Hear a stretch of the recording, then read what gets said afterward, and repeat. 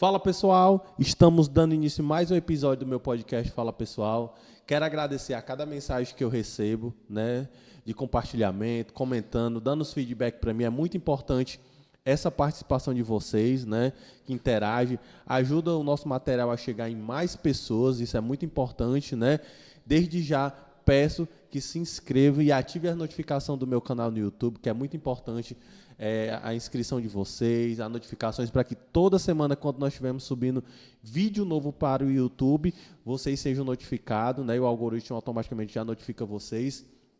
Peço que sigam minhas redes sociais, Instagram, Facebook, TikTok, X, né? Então, estamos em todas essas redes sociais. É importante vocês seguirem, curtirem, compartilharem, né, o nosso material.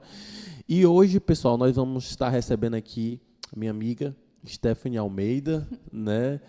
Colaboradora aqui nossa aqui do IDESC, mas está cumprindo uma missão, né, importante, né, representando a instituição no Conselho Jovem, né, do Jornal O Povo, que é um conselho que permite que as entidades da sociedade civil participem, né, desse conselho, né, muitas vezes escrevendo, fazendo críticas, né, é uma forma que o jornal tem de se aproximar da sociedade civil. Né? E aqui a Stephanie, né, é formada em RH, pós-graduanda, né, em psicologia organizacional, né, então ela tem a formação dela direcionada para atividades laborais, né, de seleções, né, nesse sentido, e ela, né, semanalmente também escreve artigos para o jornal O Povo, né, eu acompanho todos os artigos que ela posta, né, toda semana escreve textos bacanas, super interessantes. E hoje nós convidamos ela aqui para vir para que a gente possa falar um pouquinho dessa experiência dela, né, que está sendo no jornal O Povo. Como foi? Eu percebo que você tem também. Quem escreve bem, naturalmente, é uma pessoa que lê muito, né? E eu vejo que você tem um amor pela leitura, né? Eu vejo você anda com o seu Kindle para cima e para baixo, no meio do almoço, uma coisa sempre é uma oportunidade de ler, né? Aí eu acho que eu queria começar por esse momento, né? Porque se você é uma boa escritora, porque você tem a cultura da leitura, né? E aí eu queria que você falasse um pouquinho, né? Assim, como foi o seu encantamento pela leitura, né? Quais os tipos de livro que você gosta? E você falar um pouquinho de você também, né? Como foi também a sua chegada no conselho, essas experiências e tudo, mas acho que a gente pode começar. Como foi o seu encantamento pela leitura, né? Que é difícil você trazer essa cultura para dentro da nossa juventude, né? E tudo. E você, como jovem, né, tem esse encantamento pela leitura, pela literatura, né? Eu queria que você falasse um pouquinho sobre isso também. Seja bem-vinda. Muito obrigada, viu, Alisson? Primeiro, eu queria agradecer a oportunidade de estar aqui, né, da gente estar gravando esse episódio. Queria agradecer também a equipe do Alisson, o Yarley, que está aqui com a gente, o Gabriel, que vai editar o vídeo, Sim. E também todas as pessoas que estão por trás, né, te auxiliando durante esse processo do podcast. E vamos começar pelo começo, né? Eu me chamo Stephanie, eu faço parte aqui do IDESC, né? Faço parte dos funcionários, fico no setor pedagógico. E aí eu tenho muito contato com o jovem quando ele entra mesmo na instituição, né? O processo de inscrição, de seleção, até ele entrar de fato na instituição como jovem aprendiz.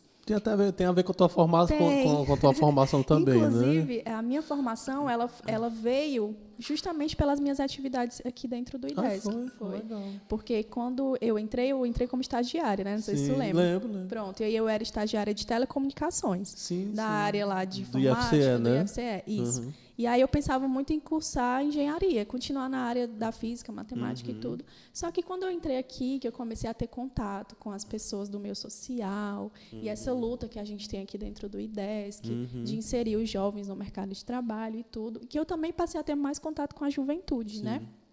E aí eu pensei, poxa vida, eu acho que matemática, física não... primeiro que eu não gosto, né? Mas eu já estou inserida no meio, então eu acho que é mais fácil. Mas eu acho que eu puxo mais para o lado das pessoas. E aí eu fiquei pensando assim, quais áreas eu poderia seguir. E aí veio o RH também pela questão de que eu gosto, né, da área, claro, mas também pela questão financeira. Que eu entendo, né, que a psicologia ainda é uma área muito elitizada, que a gente, por mais que a gente estude bastante e tudo, é um custo muito alto para a gente poder arcar. Na época eu não tinha. Sim. E aí o RH era o mais viável. Então, eu fiz o RH, tanto que a minha especialização é na área da psicologia, né? E aí eu passei a ter mais contato com os meninos e tudo. E aí eu fui me formando e fui abdicando de mais coisas. Mas sobre a tua pergunta da questão da literatura, começou muito tempo atrás. Na época eu tinha, acho que, 10, 11 anos. E naquela época, livros já eram de difícil acesso, né? Sempre foi muito caro. E aí, tudo começou com um dia que o meu tio chegou lá na casa da minha avó, eu estava lá esperando ele chegar, e aí ele estava com uma caixa de livros de doação que ele tinha trago do trabalho dele. E aí ele falou, Tefinha, que ele me chamava de Tefinha, né? Tefinha, eu trouxe esses livros aqui, vai que você gosta. Aí tinha aquele de Nárnia, como é o nome? As Crônicas de Nárnia, esses livrinhos assim. E aí a minha paixão pela literatura começou justamente nesses livros mais de ficção e tudo, porque foi o livro que eu tive o primeiro contato. E foi justamente por causa desse meu tio, porque naquela época minha mãe não tinha condição, meu pai também não tinha condição.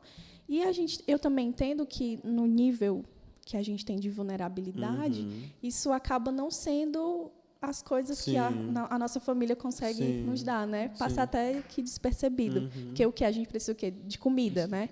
Pagar conta. Na sobrevivência. Na sobrevivência. Isso vira segundo plano. Se você já não tiver uns pais que têm um pouco mais dessa consciência... da cultura também. Não estimula os filhos, né? Eu falo porque também eu não tive essa cultura, né? Comigo foi assim. Você foi desenvolvendo já da minha adolescência para cá, né? Quando a gente começa a ter acesso. Quando as necessidades também começam a bater, né? Quando você chega na universidade, né? E tudo. Isso. Você foi bem mais cedo, né? Mas assim, a leitura eu entrei mais quando eu cheguei na universidade, né? Que você é forçado, né? A ler, né? E aí você tem leituras que você tem mais interesse, por ser no direito. Filosofia do direito, para quem tá ali na adolescência, é um saco, né? Assim, mas depois vários que você filosóficos não entende nada. Aí você, poxa, meu Deus, a gente não consegue compreender nada. Mas é porque às vezes você não tem a maturidade intelectual para compreender aqueles intelectuais, né? Isso. E também tanto que, assim, depois tem o público, né?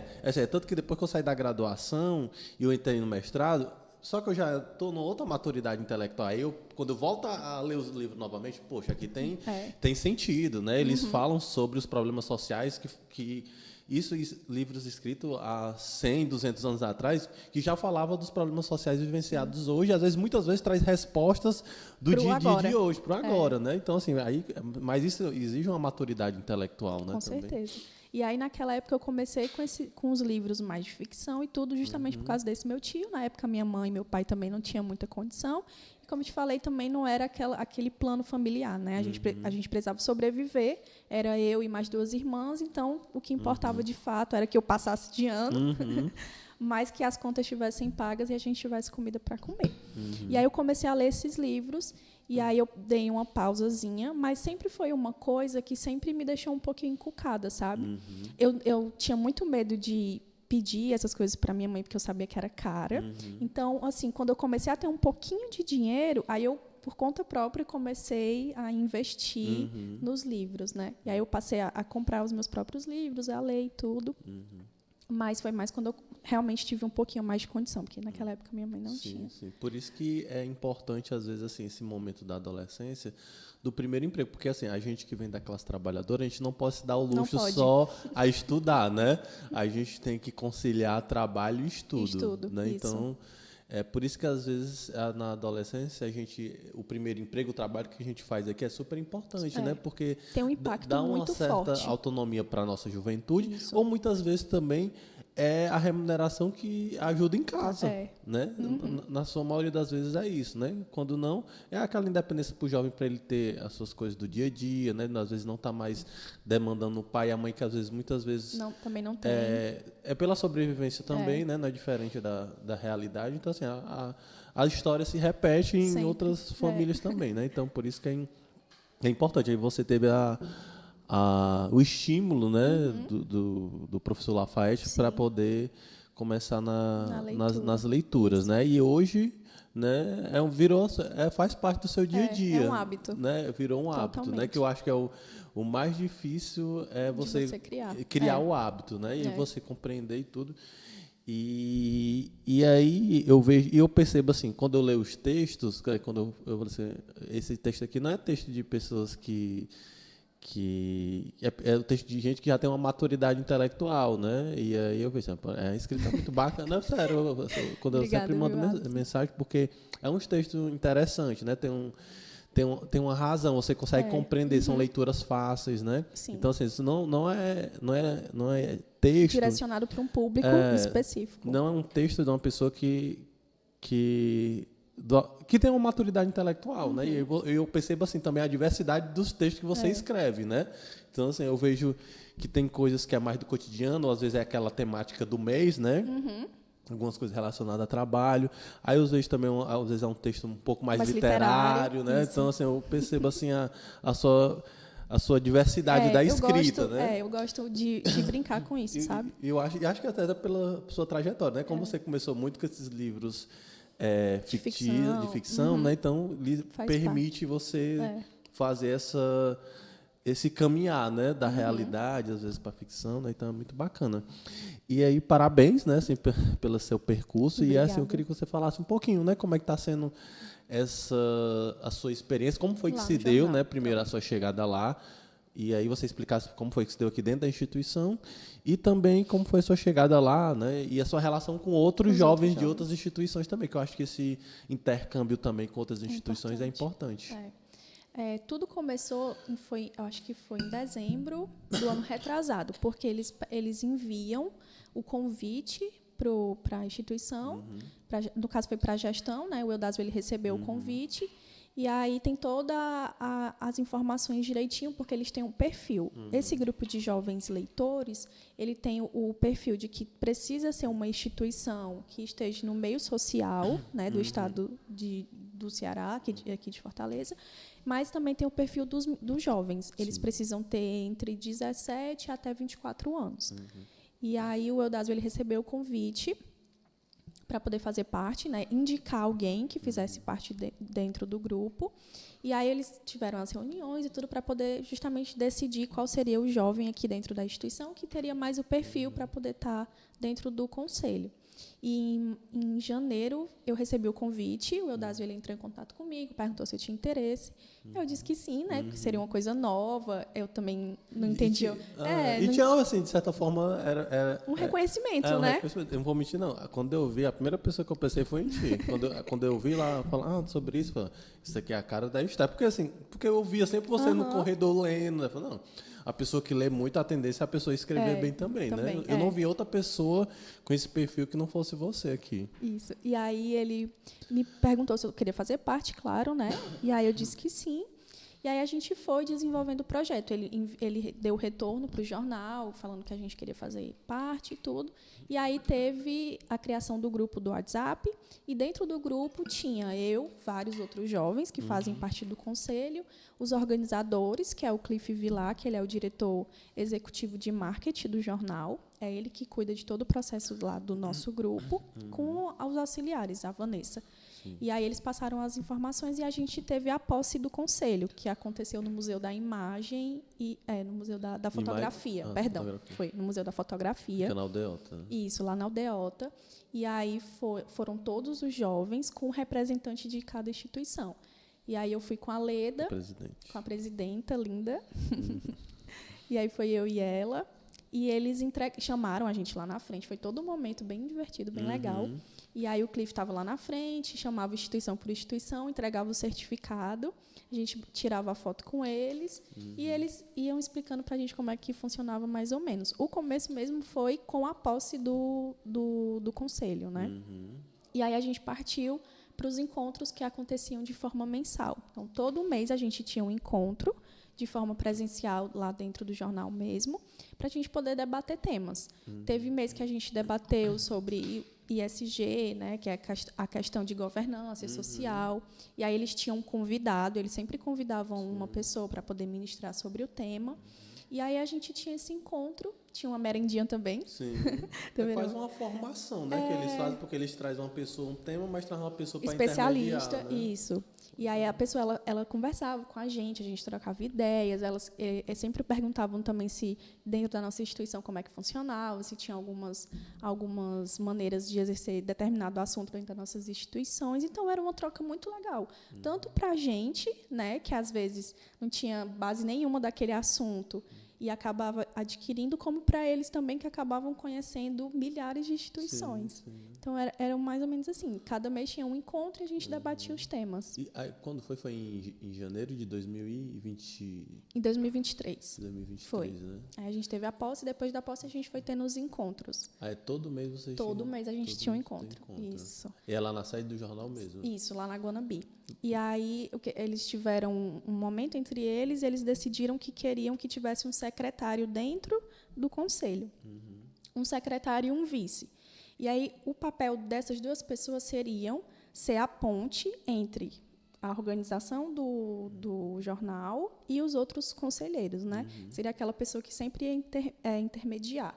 Ia escutar os meninos, iam passar para eles, iam escutar eles, iam passar para os meninos. E aí teve uma votação, foi bem legal também. Eles fizeram todo um marketing que a gente se candidatava, sim, né? Sim. E aí a gente mesmo votava nas pessoas que a gente queria para secretário e para vice-secretário. Pensei, poxa, já estou aqui, por que não? Vai que eu ganho, né? E aí eu me candidatei, e aí os meninos, teve a votação, os meninos votaram, aí eu ganhei para secretária, e o Aleph, que é chique, e o Aleph, que é do MNU, ganhou para vice-secretário. Isso, aí nós dois temos esse cargo dentro do conselho. Legal. Aí vocês ficam intermediando essas demandas. Aí as comissões, como é que vocês fazem as divisões das comissões temáticas? Aí a gente tem um grupo, que é o grupo com todos os jovens. Certo. Aí, pensando em executar atividades, eles dividiram a gente em... Grupos temáticos? Não, Comissões? Comissões, isso. Aí eles dividiram a gente em comissões. Aí a gente escolhia, né, dentro, um exemplo, o IDESC ele trabalha muito com o social, né, a inserção do mercado de trabalho. Então, eu optei por ficar dentro do conselho... Esqueci a palavra de novo, Yarla. Comissão. Corta, Gabriel. Eu escolhi ficar dentro da Comissão de Direitos Sociais. Sim. Né? E aí era eu e mais outros jovens, e aí a gente ia recebendo atividades pelo jornal para a gente poder executar durante o nosso mandato. Sim, sim. E aí, dentro do nosso grupo, a gente decidiu fazer um debate, né, uma mesa redonda, para debater sobre o racismo, e a gente também decidiu fazer um evento de conscientização à violência contra a mulher. Sim. E aí a gente está na organização ainda, mas assim, cada comissão tem a sua atividadezinha definida. Aí são livres para escolher o tipo de Livre, atividade. isso, livre. E eles dão suporte para vocês Total. executarem essa atividade? Porque assim, você marcar uma mesa redonda, você tem que ter o local, O equipamento, equipamento, tudo, talvez tudo, coffee break tudo. também, se você tiver um público, né? Bacana, viu? Eles dão totalmente o suporte. Nesse evento que a gente vai fazer, a gente poderia até passar o nome das pessoas que a gente queria convidar, e eles iam fazer todo o processo de entrar em contato com essa pessoa. Convite, de né? convite. Ele falou, quem vocês quiserem, assim, eu só não posso prometer trazer o presidente da República. Mas o resto, vocês podem colocar que eu faço todo o processo de trazer. Até porque o jornal tem um peso, né? Uma coisa é vocês chamando como conselheiro, né? E outra coisa é é o jornal mesmo, né? Isso. Aí dá um peso assim no convite, roteirista, né? Equipamento para a gente poder gravar, porque eles têm, né? Todo o processo, tem o podcast e tudo que a gente quisesse, assim, só que não envolvesse muitos custos por fora. Claro, né? Mas Mas desde que aproveitar essa estrutura deles, né? Que já é uma estrutura gigantesca, top, já, né? Eles levaram a gente, na nossa primeira reunião, eles levaram a gente para conhecer. A gente conheceu a redação, que é gigantesca, enorme. Aí eles são divididos por ilhas.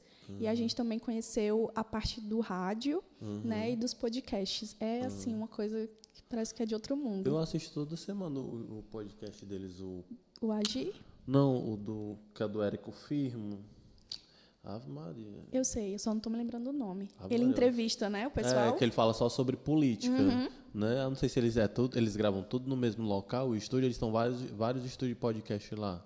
Eles têm, é como se fosse uma sala e elas são divididas. Ah, tá. Eu acredito que tem várias salinhas que você consegue gravar. Jogo político, o nome. Jogo político. Eu já vi no jornal, que eles divulgam, né? Que é o Eu Érico nunca cheguei a escutar. Firmo. o Maza, né? Eles são que é o barbudinho, né? O Eric. Exatamente, um meio fortinho assim. E aí, é bacana, viu, a experiência de você vivenciar o jornal, totalmente. né? E assim, uma coisa que eu até comentei com o Cliff, quando ele me convidou para fazer o podcast O Agir, né, para falar sobre o IDESC, é de que é como se tivessem aberto os meus olhos, né? Sim. Porque às vezes a gente está tão concentrado no dia a dia, do cotidiano, trabalho. e aí eu entrei, né, num grupo com vários jovens que têm a minha idade ou são um pouco mais velhos, mas que também fazem parte desse trabalho social, às vezes, muitas vezes voluntário, porque tem vários tipos de instituições lá, né? O próprio acho que do MNU deve ser todo mundo voluntário. Então, assim, e eles falam sobre lutas e conquistas e não sei o que mais. Então, assim, foi como se eu tivesse entrado, sabe, no paraíso, assim, que eu fiquei... Gente, se eu pudesse, eu faria parte de todas essas outras instituições também. É porque são realidades diferentes, Totalmente. né? Por isso que é bom. É bom porque às vezes a gente se perde muito no nosso dia a dia, né? Nos e na nossa caixinha. Na nossa caixinha. E lá eu vejo várias. Isso. E aí é bom você vivenciar outras realidades, né? Ver que as dificuldades, cada um tem suas dores, né? Com certeza. Porque às vezes a gente pensa que às vezes as nossas dores daqui, às vezes é as dores que todo mundo vivencia. Né? Eu sempre parto do pressuposto assim. Que em todos os cantos a gente vai ter problemas, né? Não vai ser aqui, em todo local. Todo local de trabalho tem os seus problemas. Aí é como muitas vezes você vai administrando, né? Isso. Porque não é fácil. Eu acho que esse ponto que você traz do trabalho, ele é muito importante, né? Porque nós passamos 70%, 80% do nosso dia no trabalho, né? A pessoa mais do que em casa. É mais do que em casa. É a pessoa que a gente menos se relaciona, assim... É os familiares, que a gente só chega em casa à noite. Se você estudar à noite, você só chega para dormir, às vezes já está todo mundo dormindo, né? Então, assim, a sua relação é final de semana. Ou é quando acorda, porque geralmente todo mundo acorda no mesmo horário, ou então é final de semana, né? Então, que só são 2 dias, né? Então, essa experiência... Até eu tive uma conversa com o Leonardo, não sei se tu chegou a falar com ele, que ele é psicólogo também, é doutor em psicologia. Não. Que ele fala muito também dessa atividade laboral, né, sobre o excesso às vezes o excesso de trabalho, né, tudo para a questão organizacional, né? Organizacional, sobre burnout, né, às vezes do trabalho excessivo, né? E principalmente depois da pandemia teve um outro olhar para dentro das instituições, né? Também. E a saúde mental, né? A saúde mental, que não era uma coisa tão... Era presente, mas não era debatido. E, às vezes, era muito superficial, né? Mas, depois da pandemia, tipo assim, eu tive algumas experiências que eu precisei não fazer terapia, né? Eu passei a fazer terapia depois da pandemia, depois que eu fui para a Defensoria Pública, para me poder aprender a lidar com algumas relações que para mim era muito difícil lidar, né? Então eu precisava entender aqueles processos, né, para mim, e porque a gente é muita coragem. E a gente é muito preconceituoso. Eu era sempre muito preconceituoso. Falando, não, vou fazer negócio de terapia, isso é uma besteira, né? Não sei o que, eu vou gastar meu dinheiro com isso, não vou nada. Mas, às vezes, a terapia, você não precisa esperar chegar no fundo do poço para poder querer... Não, é bom você... por isso que é bom você se reconhecer, né? Porque, assim, poxa, tem algumas coisas que estão me afetando. Então, pode ser que aqui eu possa me encontrar, onde eu possa... Me entender melhor, onde eu possa trazer os meus problemas, os meus dilemas do meu trabalho, às vezes os dilemas das minhas relações pessoais, dos meus dilemas das minhas relações familiares, né? E aí você tentar entender e entrar num meio termo, né? E aí o trabalho da terapia é isso, né? Fazer que você consiga compreender as suas relações. Eu penso muito que na questão da terapia, do processo, você precisa primeiro ter muita coragem, né? Porque você vai estar ali, mas você vai estar a todo momento se enfrentando, né? É como se você estivesse no espelho o tempo todo. E, assim, você precisa ter coragem para começar e você precisa ter coragem para continuar, né? Porque é ali que você vai se reconhecer seus erros e tudo. E é um processo muito difícil e doloroso, né? Porque você vai trazer coisas passadas, vai trazer coisas futuras e vai trazer coisas do presentes. Dia a dia, exatamente. Muita coragem. E hoje é o tipo de coisa que eu não abro mão. Né? Assim, é a minha atividade física e qualidade de vida, né? E minha terapia. Com certeza. nós somos, principalmente se a gente é sabatinado todo dia de muitas informações, de muitas coisas, e uma hora você precisa ter alguém. E às vezes tem pessoas que você não se sente confortável para falar. Às vezes não é porque a pessoa não mereça, não é, mas é porque você não se sente confortável para falar. Às vezes é seu companheiro, sua companheira, às vezes seus pais, mas às vezes não. Mas eu acho que se eu falar aqui, as pessoas não têm maturidade para receber do que eu estou falando. Né? Então, por isso que às vezes o psicólogo é exatamente esse profissional. Porque eu acho também que o psicólogo, você fala e ele vai entender exatamente o que você está falando, né? E as pessoas não, elas vão ter a perspectiva delas, a opinião delas, e acaba que não vai sendo uma coisa 100% e às vezes igual a terapia. E às vezes não é nem tão opinativa do próprio psicólogo, mas às vezes é você falar, que às vezes você não consegue nem falar, né? Assim, poxa, às vezes eu não consigo falar com meus pais, porque às vezes meu pai não tem, minha mãe não tem maturidade para receber essa informação, eu não sei como é que isso pode gerar. A minha companheira ou meu companheiro às vezes também não tem maturidade, não quer dizer que a gente não confia um no outro, mas é porque às vezes é coisa pessoal, né? Às vezes é uma coisa muito pessoal e às vezes na terapia que você consegue colocar, dar esses encaminhamentos. Eu gosto bastante assim de escrever sobre isso, sabe? Sobre tanto quando eu escrevo sobre essa questão mais abrangente, na psicologia mesmo, no trabalho, assim, no dia a dia, a questão que hoje muito se debate entre você ter um chefe, você ter um líder, essa questão também da saúde mental no trabalho, de que as pessoas, as empresas, elas precisam entender que elas têm a responsabilidade, né, sobre os colaboradores que elas têm ali. Eu gosto também bastante de falar sobre a qualidade de vida no trabalho, que eu acho que é muito importante, principalmente quando a gente fala de empresas e instituições que não têm um RH. Sim. Né? Porque você sabe que é bem problemático, né? Porque é aquela coisa, quem cuida de todo mundo. Isso. Né? Mas eu também gosto muito de escrever também sobre essa, mais literário, assim, sobre essa coisa de não ter que escrever tanto sobre essas questões do dia a dia, mas eu poder ter uma liberdade de escrever sobre qualquer coisa. Então, assim, quando eu escrevo mais nessa pegada literária, eu gosto muito também de trazer coisas, dores, situações pessoais minhas, mas sempre com essa questão mais fantasiosa.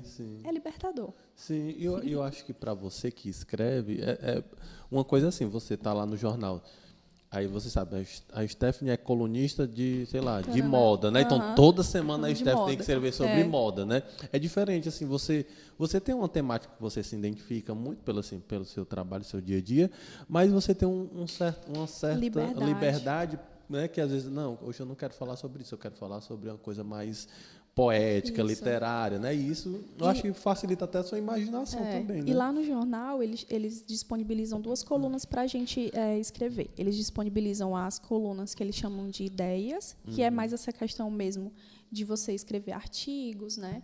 E tem a coluna educação, que aí você pode escrever, aí você pode ficar à vontade. Geralmente quem escreve mais são jovens, né? Nessa faixa etária aí de 18 a 20 e pouquinhos anos. E aí, nessa coluna educação, ela sai só na terça-feira, no dia de terça, e aí é bem mais aberto, assim. Os jovens, eles escrevem sobre tudo, amores, depressão, é lindo, assim, não que a depressão seja linda, tá? Sim. Mas, assim, é como se fosse um espaço para os jovens desabafarem, sabe? Então, assim, sempre quando eu vejo um texto, nas terças-feiras, é como se eu visse vários jovenzinhos ali colocando as suas dores para fora de forma anonimata, né? Porque eu leio, mas eu não sei quem você é. Sim. Né? Então, e não sabe, assim, porque às vezes vocês... o texto tem ele tem 2 facetas, né? Porque às vezes você escreve com a intenção, mas às vezes quem vai lê com outra perspectiva, porque também você não sabe o sentimento do momento da pessoa, né? Isso também tem tudo... E nem se é real ou se é fictício. Isso, exatamente. Então a escrita e a leitura, ela tem esse poder. Esse paradoxo, né? Assim, de você saber de quem você escreve, às vezes você está com sentimento, porque os textos se expressam assim, né? Às vezes você não está num dia bom, provavelmente você vai botar no papel, mas às vezes você está num dia melhor e você consegue, né? E aí às vezes o leitor também não sabe como é que o leitor vai estar naquele momento que vai recepcionar seu texto, né? Com certeza. E aí cada um faz leituras diferentes, às vezes faz a pessoa refletir, né? Então eu acho super bacana. E eu acho que assim, o conselho jovem às vezes pode despertar coisas assim para você. Você pode dizer, poxa, será que eu não posso ser uma jornalista também, né? Quando eu li, como tu falou, né? Eu leio muito, isso é um fato, mas eu nunca consegui escrever, assim, eu tinha muito receio, eu pensava, sentido, né? Eu gosto da leitura, mas da escrita eu nunca passou assim pela minha cabeça. E aí, quando eu comecei a fazer parte, que eles falaram, né, olha, gente, vocês podem opinar sobre as publicações que são feitas, a gente vai pedir que vocês escrevam textos, a gente vai pedir a opinião de vocês, vai ter evento que a gente vai chamar vocês para irem. Então, assim, é uma coisa muito dinâmica. E aí eu fiquei assim, meu Deus, eu nunca escrevi. E agora? Mas, assim, foi uma construção, sabe? Sim. Primeiro eles pediram um textinho sobre o IDESC e tudo, então era uma coisa que eu tinha domínio de escrever, então foi tranquilo. Mas aí foi passando, né? E também partiu muito da minha própria vontade de aprender. Sim. Aí eu pensei, poxa, por que eu não escrevo um artigo? Sim. Aí eu fui lá, como você escreve um artigo e tudo? Aí comecei, né? Mas, assim, os primeiros sempre são, de fato, são ruins. Eles fazem... São medianos, mas depois eles melhoram. Não, mas é natural, é uma né? construção. Mas é natural, né? A tendência é essa. Quanto mais você escreve, mais você aprende. E, assim, uma coisa que eu acho incrível também, dentro do jornal, né, e do espaço que eles abrem para a gente, é essa liberdade, né? Que eu acho que é fantástico, principalmente para nós que somos jovens.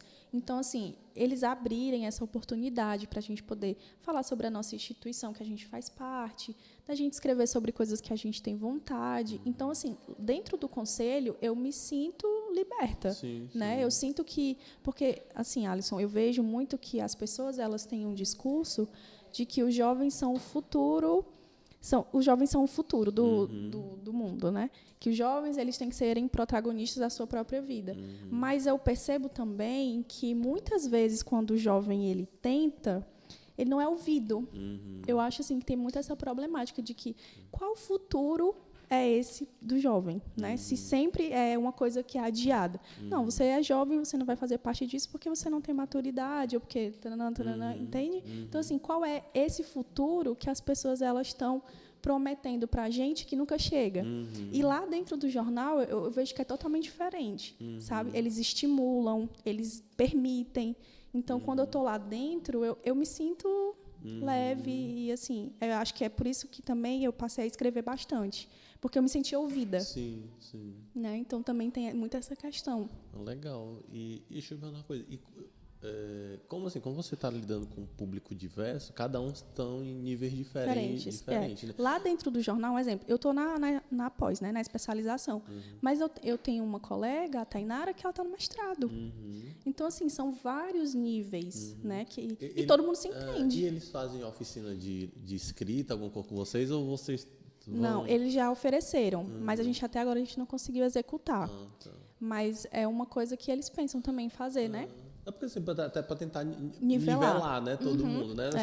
Assim, você está num nível porque você já... Mas eles ajudam, assim, assim, né? Quando a gente manda um texto, eles fazem a revisão do texto, se tiver alguma coisa que tiver desconexa, aí volta e não, ó, isso aqui... Ah, tá, entendi. Então eles têm um suporte, corretor, né, que dá para você, né? Você escreve, manda... Eles podem até o momento não terem feito assim um aprofundamento, um ensinamento assim interno com a gente, né? Sim. Mas essa questão de suporte, apoio na eles prática não. Daqueles que vão escrevendo, eles vão fazendo mais a oficina, mas é do dia a dia da prática, né? Isso aqui não tá legal não. Sim. Né? Entendi. Porque às vezes é bom, porque às vezes é como eu falei, artigo de jornal é totalmente dos artigos do dia a dia, assim, pelo menos acadêmicos, né? É uma outra pegada, né? Mas, assim, na minha faculdade eu tive muita dificuldade também. Tu tinha comentado no começo, né? Que a escrita acadêmica é porque é um problema. Porque, assim, ao meu ver, né? Na parte acadêmica, eu sinto que você tem que estar o tempo todo tentando mostrar que você é suficiente. Então, você tem que escrever do jeito que as pessoas escreviam em não sei quantos anos atrás e tem todas aquelas regras e tudo. Não que seja importante, né? Porque é muito legal você ler um texto acadêmico, mas ele exige um certo nível. Né? Você não pode pegar um texto acadêmico e colocar para as pessoas do ensino médio lerem. Elas não vão entender. Não. Né? Então, tem essa etapa, né? Essa dinâmica, né? Que bacana, viu, Stephanie? E hoje, como é que está o que está hoje o conselho, né? Que o mandato a priori seria um mandato de um ano, né? Para as instituições, né? Isso. E todas as instituições são daqui de Fortaleza? Tem instituições que são dos municípios. Eu acho que eu vi do Aquiraz, que tem, eu acho, como é o nome da... Eu sei que tem a Aquasis. A Juliana, que é até lá da gente eles de são Papo de Calcaia. Que ela é. É Juliana, né? É Juliana. É minha amiga, ela. É verdade, eu já vi ela lá. Mas, assim, eu acho que eles fazem uma... Primeiro, eu acho que eles fizeram uma pesquisa, né, de quais instituições de relevância e tudo. E aí teve um ano de conselho, e depois de um ano eles fizeram uma pesquisa interna. Gente, vocês conhecem outras instituições que vocês acham que são importantes e tudo. E aí, nessa época, a gente tinha a Catarina. A Catarina, ela foi aprendiz nossa, aqui do IDESC. Sim, sim. E ela entrou no conselho pela UES. Então, quando teve essa didática, né, de ver se tinha outras instituições, ela indicou o nosso nome. Então, a gente foi indicado por uma conselheira que foi aprendiz nossa, né, que estava lá e achou, olha, o IDESC, ele faz um trabalho bacana e tudo. E aí eu acho que eles pesquisaram e chamaram a gente. Legal. E hoje o mandato que vocês vão até o final do ano, eles disseram alguma coisa de vocês? Ou tá assim... Está em aberto. Está em aberto, né? Assim, a temática de início era para durar um ano, né? Em março desse ano era para a gente ter encerrado o conselho, mas a gente não conseguiu colocar em prática aquelas atividades, né? A mesa redonda, o evento. Então, o Cliff, ele quis adiar.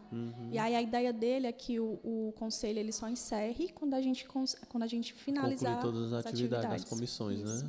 Legal, mas eu acho que é uma experiência bacana, assim, porque às vezes pode despertar, às vezes, sentimentos nas pessoas que você não tinha naquele momento, né? Até porque você não tinha acesso, né?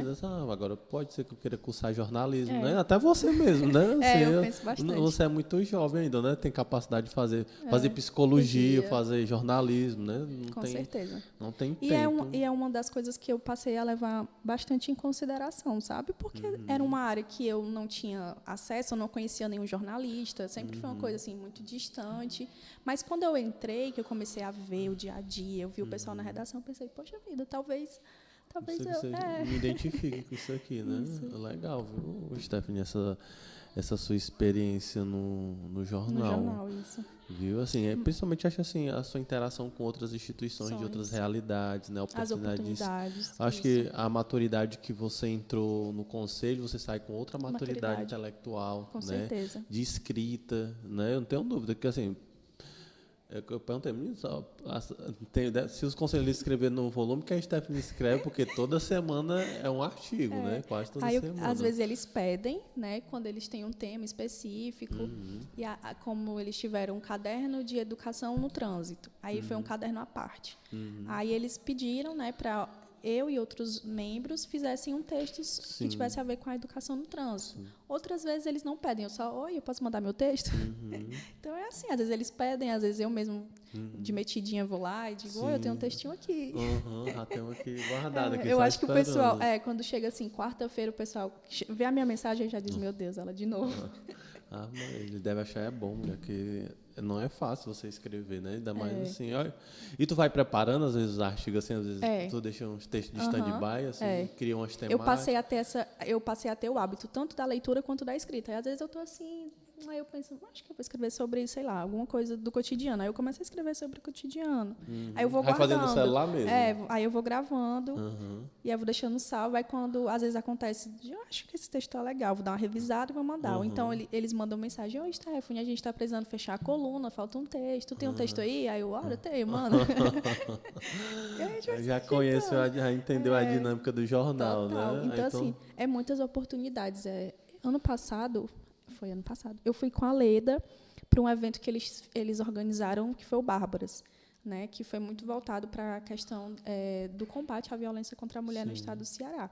Foi a vice-governadora, foi a Socorro França, foram várias mulheres, né, que têm um peso, né, que têm uma história de luta.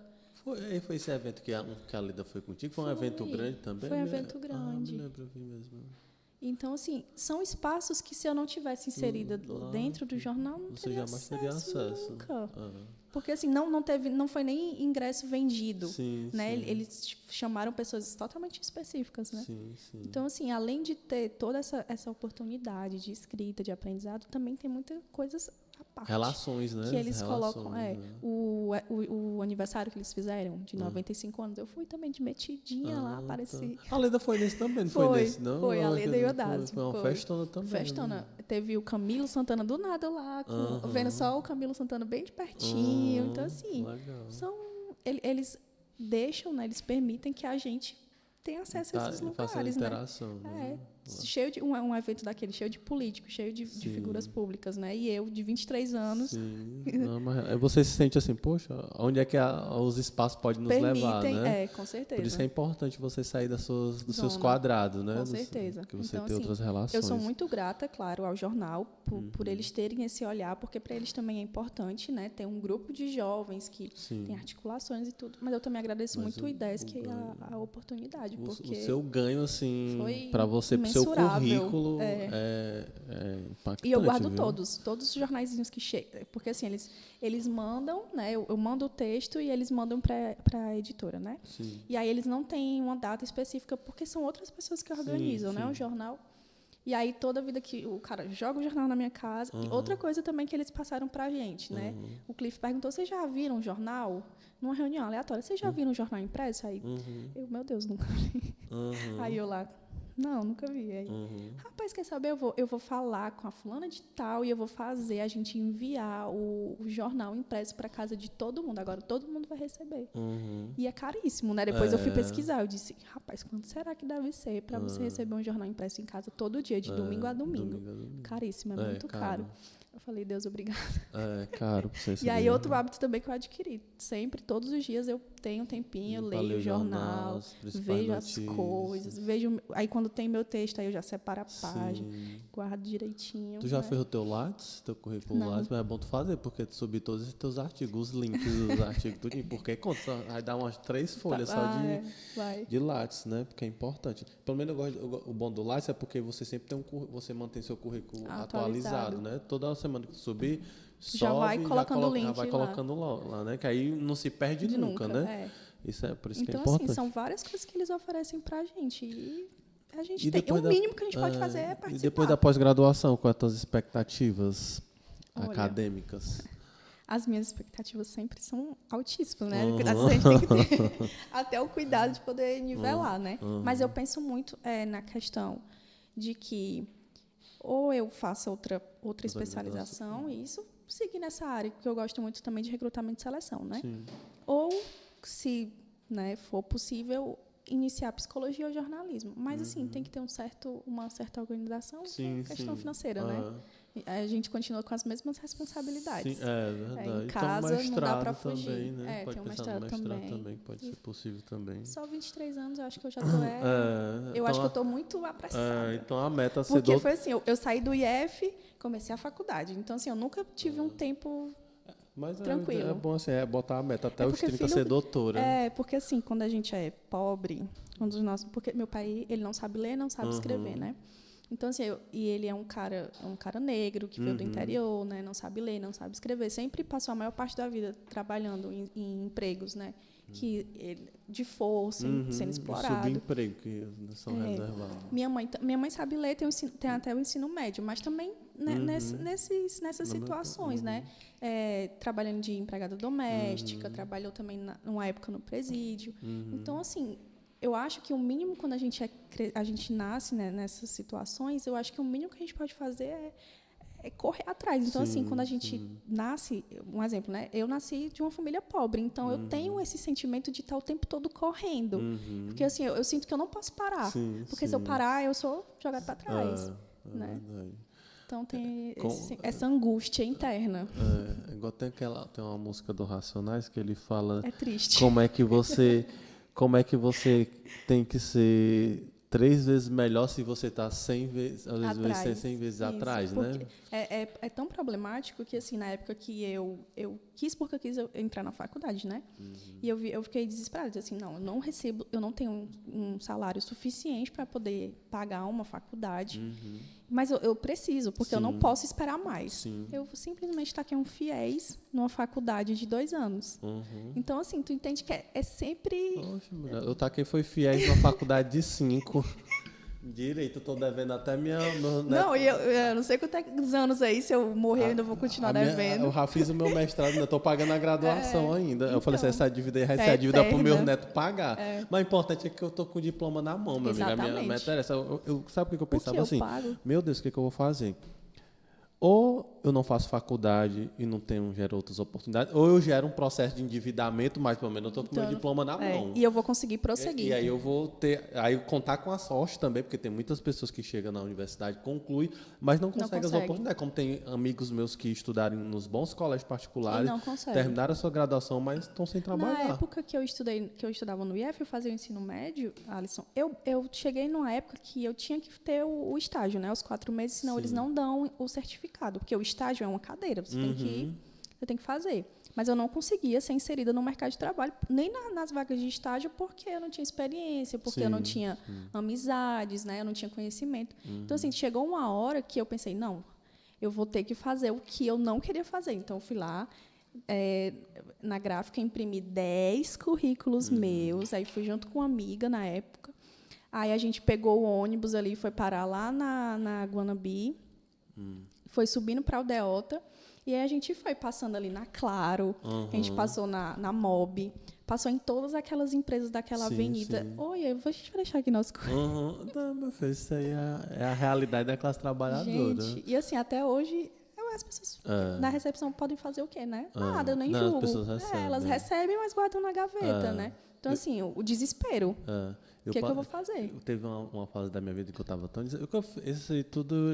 a gente, assim, pobre quem é filho isso. de pobre é isso. Quando terminou o ensino médio, imprimir currículo para ir trabalhar, né? Aí imprimia de carrado, né? Que também a gente não tinha dinheiro nem para imprimir também, né?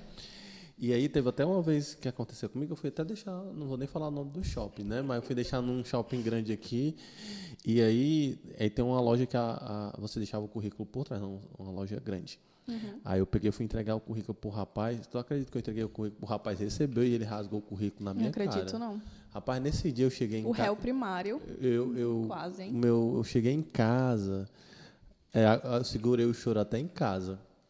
Aí quando eu cheguei em casa, não tinha chorado na frente eu chorei, viu? Mãe, eu não vou sair mais nunca. É humilhante. Eu não vou sair nunca mais para entregar currículo, porque eu não tenho condição de passar por isso mais, não. Porque, assim, o homem negro, ele tem a dificuldade, né, de ser inserido, porque ele é um homem, porque ele é negro. Sim. E, na maioria das vezes, porque ele mora nas regiões periféricas, né? Então, assim, tem toda a questão do racismo estrutural, né? E a mulher vários fatores também, porque é mulher, porque para essa função a mulher não serve.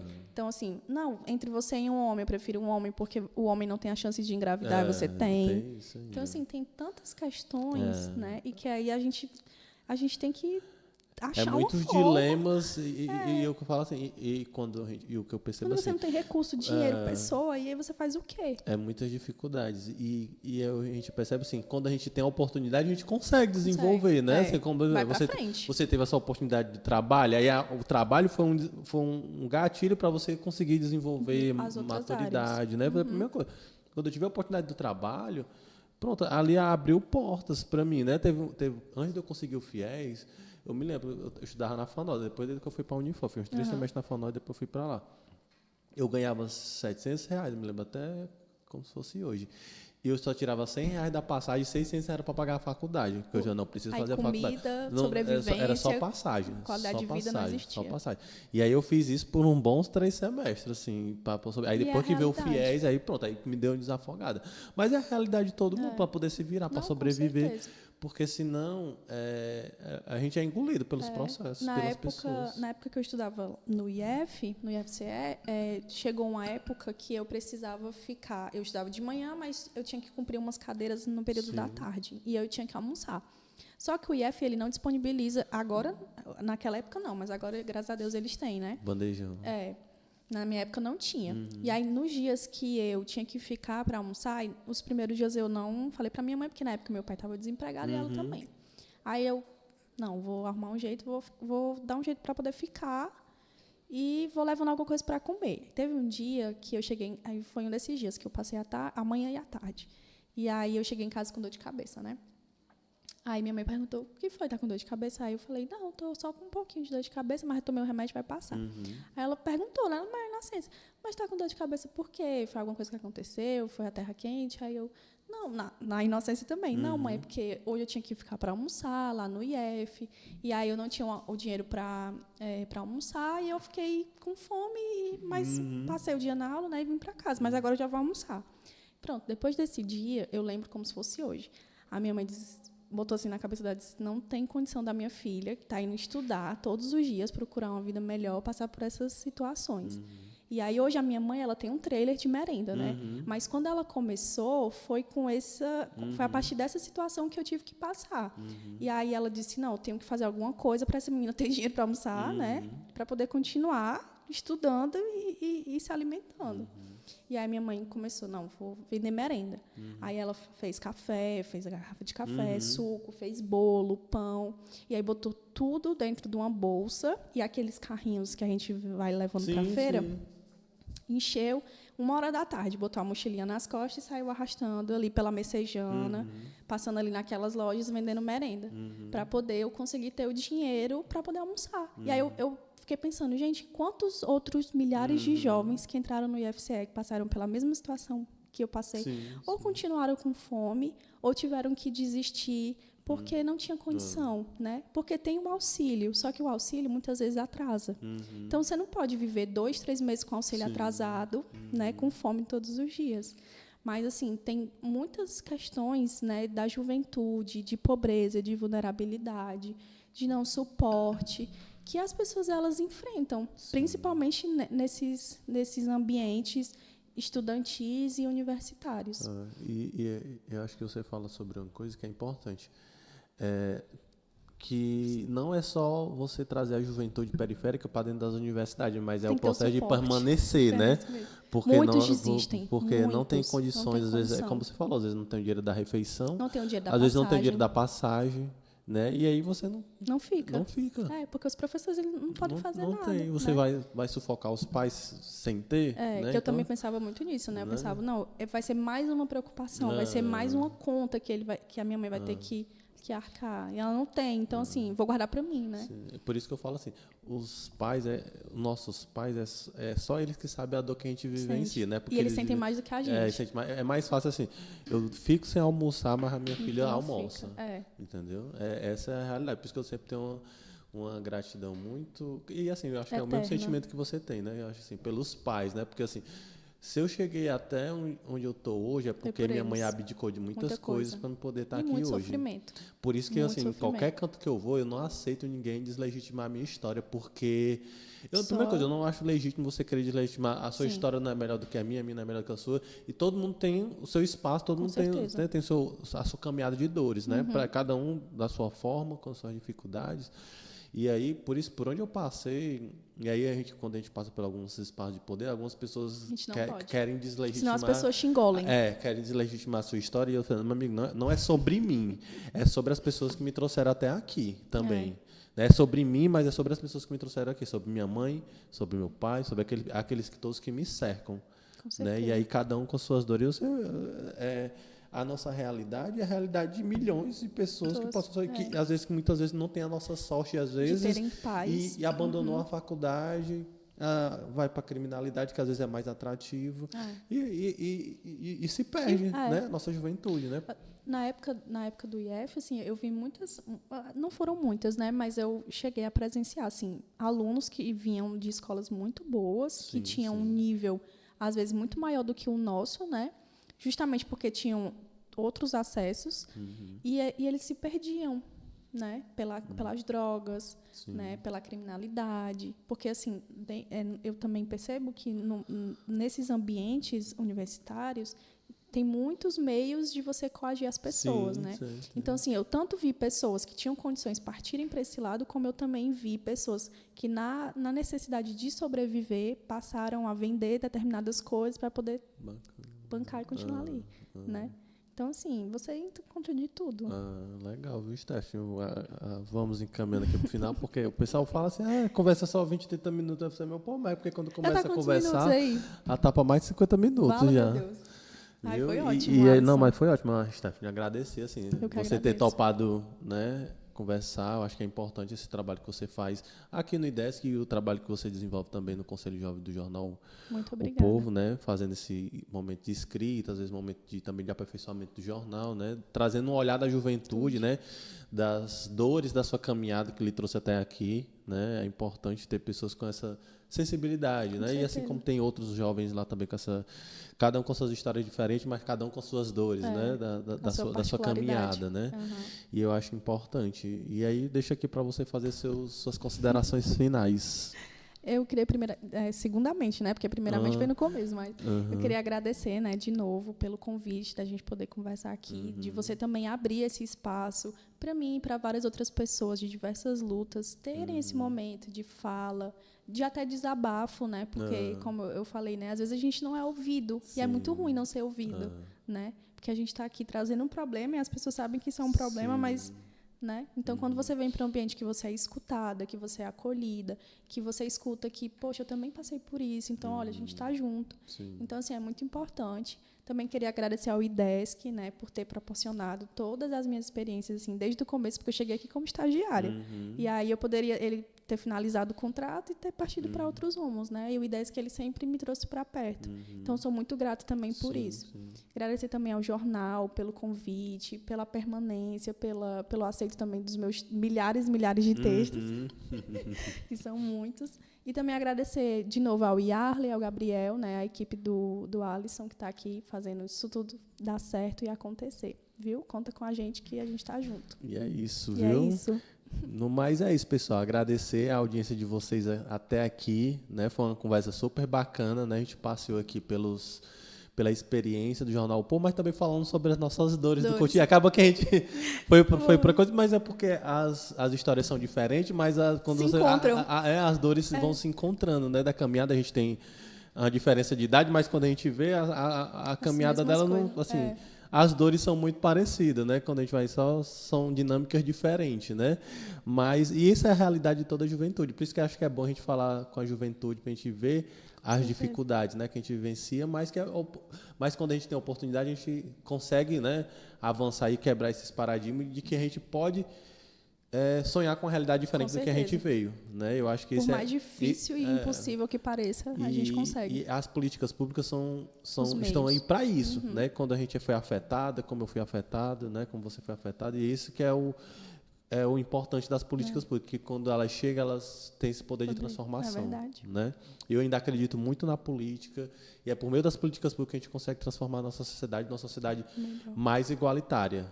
Né? A gente tem que sonhar uma utopia, que todo mundo consiga viver com o mínimo de dignidade, né? Morar bem, trabalhar, ter saúde, ter lazer, ter cultura. Ter comida, né? Então, é o que todo mundo almeja para a nossa sociedade, né? E no mais é isso, pessoal. Agradecer ao Yarley aqui, mais uma vez, dando suporte. Agradecer ao Gabriel, também, que nos ajuda aqui na edição. Reforço aqui, deixo todas as minhas redes sociais. Vou deixar o Gabriel aqui para fazer a mágica da edição, para aparecer aqui do lado. Todas as minhas redes sociais, né? Instagram, Facebook, TikTok, X. Também vou deixar as redes sociais da Stephanie, né? Para que vocês possam seguir lá, acompanhar os artigos que ela posta sempre nos stories, também posta no feed também os artigos que ela escreve. E qualquer dúvida, você até pode falar diretamente com ela no direct, para tirar dúvida, mais alguma dúvida que tiver sobre essa experiência dela no Conselho Jovem do Jornal O Povo. E é isso, pessoal. No mais, até a próxima. Tamo junto.